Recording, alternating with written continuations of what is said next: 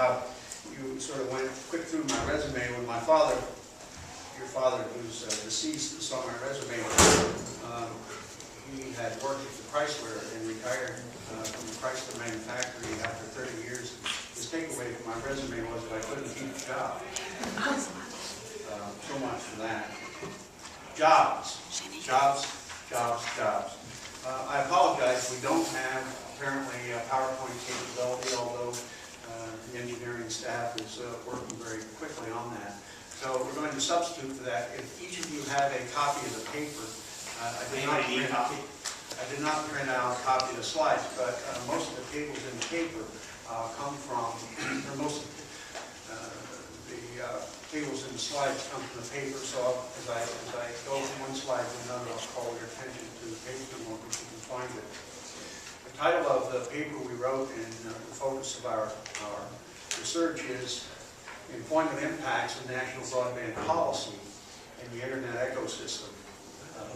Ecosystem is kind of a buzzword that's been kicked around for a long time by financial analysts as a description of that collection of firms that combine to create value around the Internet, which I call the Internet Value Cluster. Those would be network providers, network operators, providers of applications, providers of content. And all these folks kind of work together and provide different kinds of things, and jointly they create this thing called the Internet, and jointly they account for this very, very substantial value that's created by the Internet. So the focus of our research is to try to find out sort of who is contributing the value, what kind of value is being contributed, point number one. Point number two, who is harvesting that value, who's getting the money from that jointly produced value.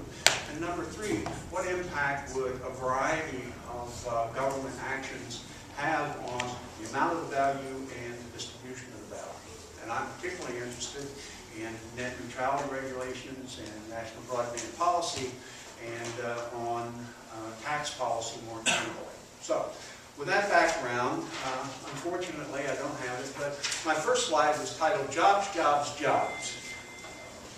And I cite a quotation from Time Magazine, September 11th, and I'll quote it here. America now faces the direst employment landscape since the Depression. It's troubling not simply for its sheer scale, but also because the labor market, shaped by globalization, technology, and financial meltdown, may be fundamentally different from anything we've ever seen before. He says maybe as a journalist, says maybe as an economist who's been studying these. I say absolutely, it's very, very different. Our conversations with people in the policy community and the administration and the writings of Larry Summers and other folks on the Council of Economic Advisors make very, very clear that they understand the limitations of some traditional approaches and the need to find some other ways to do it.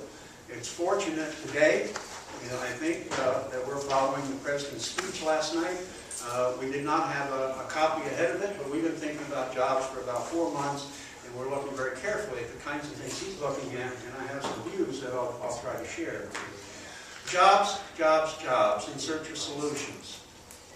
Traditionally, in a Keynesian or Chicago economic Austrian point of view, you have two ways, to create jobs. You do these by applying it in ways to stimulate the economy, and hopefully when you stimulate the economy, people will grow jobs. Fine, okay. Well, the problem is it hasn't been working. We've been stimulating the economy, we're getting the economy back on track, but jobs, unemployment, jobs are down, unemployment continues to increase, and Steve pointed out, underemployment is a very pervasive problem. Fiscal policies, spend more, tax less. We're already spending a lot. And President Obama last night called attention to 40-some ways that we've reduced taxes. But stimulating fiscal policy hasn't seemed to work. Monetary policies create more money. The idea there is to say, well, we'll take interest rates down, that'll stimulate investment, and that'll create jobs. The only problem is that real interest rates, when you divide nominal interest rates by the inflation rate, real interest rates are roughly zero now, right? And people still aren't borrowing to create jobs. So, what we're looking at then is what I call a third path. A path different from traditional monetary policy, different from traditional fiscal policy. We're not talking about an industrial policy here. We're just talking about looking at sectors that create jobs and not doing harm to them. Okay? It's counterintuitive when you have a sector that's producing a lot of jobs and investment, you know, to impose some rigorous and constraining government regulations on it. So in my paper, I think I have about 5 or 6 pages to try to explain some very complicated corporate finance, economic relationships between net neutrality regulations on the one hand, then down to revenue, cash flow, risk, and market opportunities, which go down to influence investment, which eventually influences jobs. More jobs, good jobs, permanent jobs, green jobs, unsubsidized jobs, and jobs that we ought to be trying to create. Let me call your attention to Table 2 on page 22. Table 2, page 22. There I list 5 major firms in what I call the Internet Value Cluster. Google, AT&T, Verizon, Comcast, Time Warner. They're very different in a lot of ways, but fundamentally, Google is the leader of the net neutrality argument. Google is a leading applications and content provider. The other 4 companies are AT&T, Verizon, Comcast, and Time Warner Cable, represent the 2 largest network investors and operators, respectively, in the wireline telecom space and in the cable space. Let me call your attention to the first column. It looks at market cap. Market capitalization is the value placed on these firms by the total of all shareholders. You can get market cap if you want by multiplying the number of shares outstanding by the value of shares. By that measure, Google is far and away the largest company in the space. It's larger than AT&T substantially, by about 20%, and it's larger by that measure than Verizon, Comcast, and Time Warner taken together. So we would expect a company of that size to be also a leader in jobs and capital expenditure, which we're very interested in. Looking across this first row, we see market cap Google, 19,800 jobs and $2.35 billion in capital expenditures. Looking down, we see that both of those, they are very, very minor job creators, and they are very, very minor capital expenditures when measured in terms of relative size. By the way, all the data that I'm quoting today are not made up data.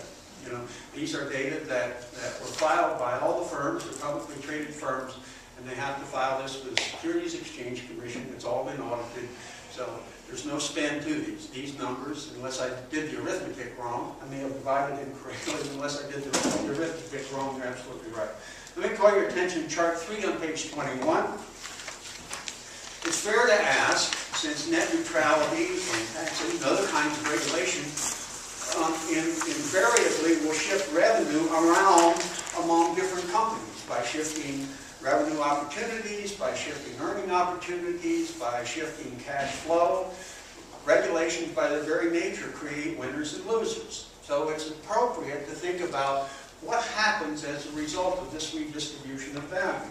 Well, I take a look at Chart 3 on page 21. The jobs reached $10 million in revenue for selected firms in the Internet Value Cluster or the ecosystem for the year 2008. First of all, the first 5, draw a line across at 20 jobs per 10 million in revenue. You'll see 1, 2, 3, 4, 5, 6 companies that are above that and a handful of companies below.